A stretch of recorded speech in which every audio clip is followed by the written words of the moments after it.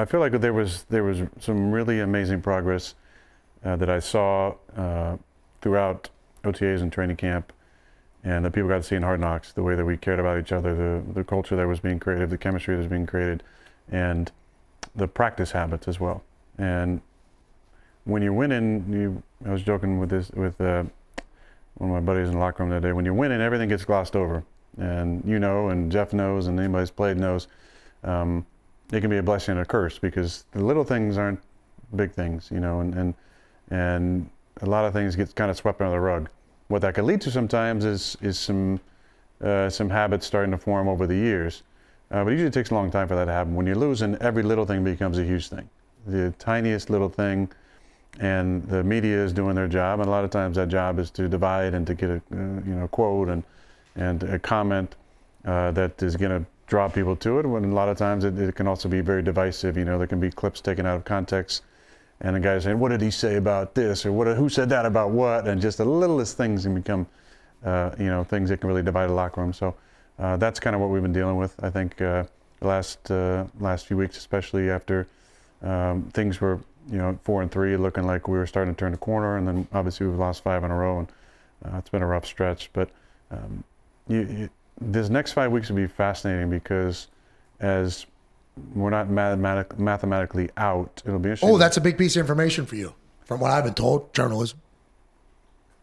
I haven't got my single shot yet. I was going to make the Jim from The Office face. Enough. You're making a mockery out of this whole thing. Yeah.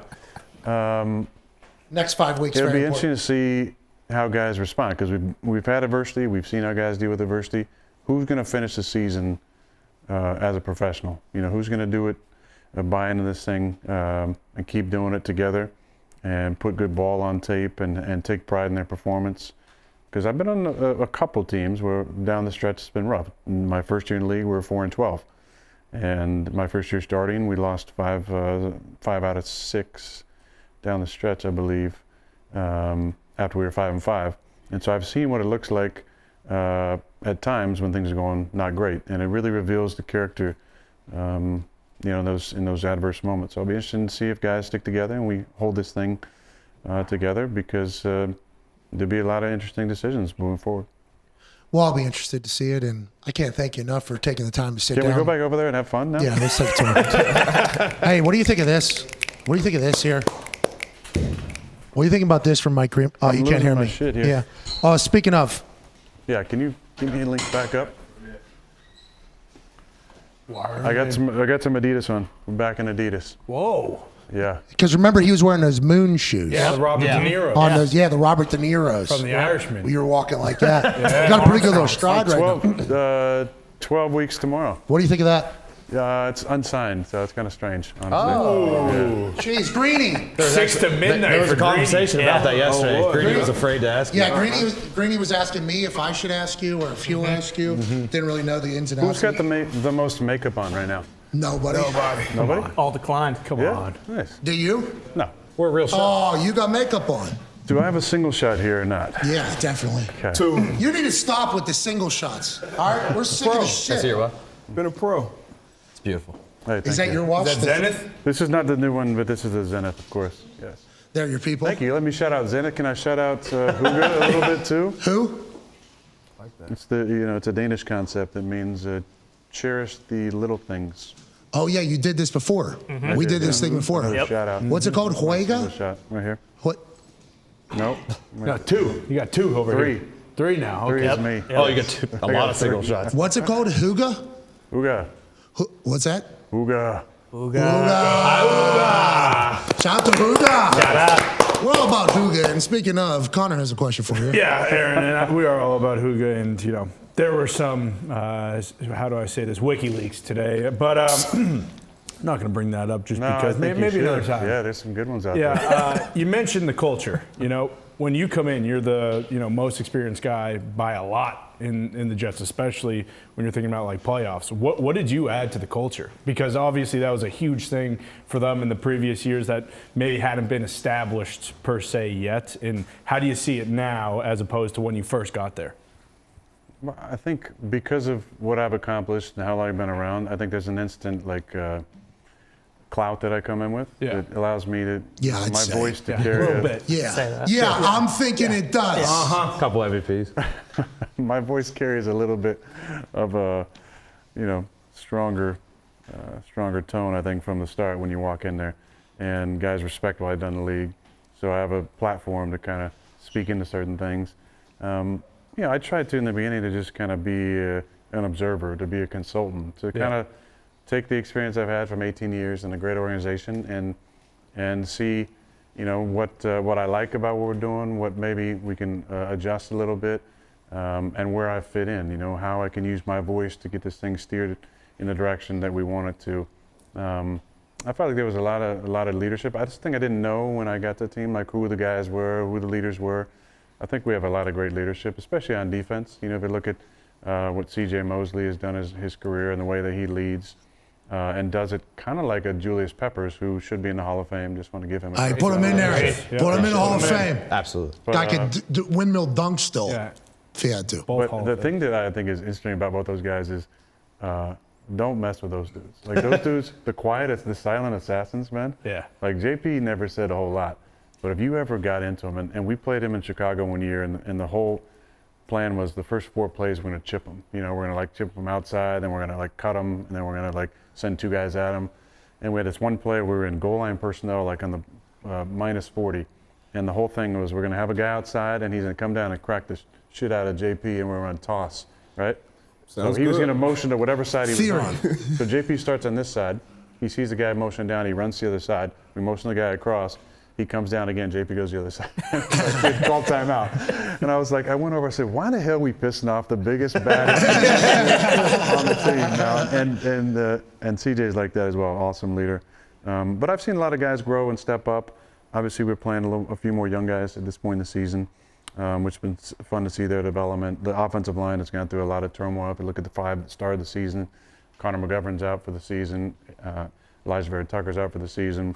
Makai was starting at right, now with the left. We've had right tackle injuries. Joe Tippmann's now in at center for us. The only guy that's kind of been standing through the whole thing at the same position is Laken Tomlinson, who's had a nice season for us. But it's tough when you have so much, so many moving pieces up front. Obviously, we've played 3 different quarterbacks now, and there's obviously more developments happening this week. Yeah, Tim got fired. I don't like to say it, but it happened. Happened today. But yeah, it's been a great learning experience. Journalism. I believe in the guys there. I believe in the men and women that work at the facility. I believe in the individuals in the position of leadership. I think that there's just like anywhere, there's a lot of reactions that happen at various times, and some may be influenced by fans and pundits, maybe a little more than I'm used to.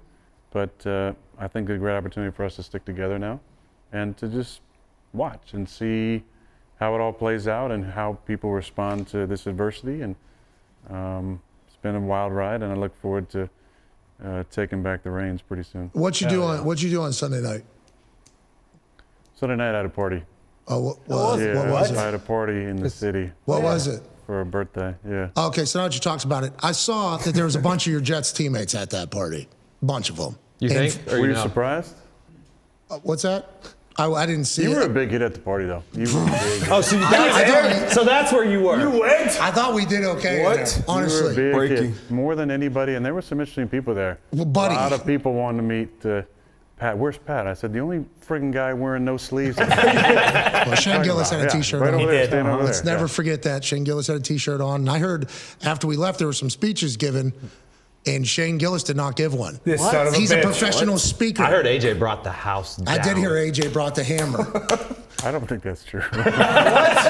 He lied to us? Where is he at, by the way? Oh, he's in Ohio. Yeah, what do you do? Is this the No, slow- so the setup. slow You have no idea. Yeah. Nah, you probably do. slow You- phase out? You know, Could you? I've been on that No before. way. Could never be without. Hey, sorry, we're AJ going to actually move the set, I think, to to New York City.